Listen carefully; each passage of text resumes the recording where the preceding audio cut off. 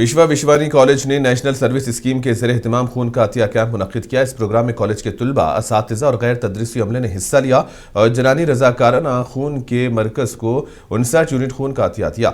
इस मौके पर ब्लड सेंटर के बानी लक्ष्मी रेड्डी ने कहा कि यह काबिल सताइश है कि विश्वा विश्वानी के तुलबा अपनी पढ़ाई के साथ साथ कम्युनिटी सर्विस में बढ़ चढ़ कर हिस्सा ले रहे हैं, जबकि इस मौके पर 1 लाख रुपये का हादसा इंश्योरेंस खून का अतिया करने वालों को पेश किए गए।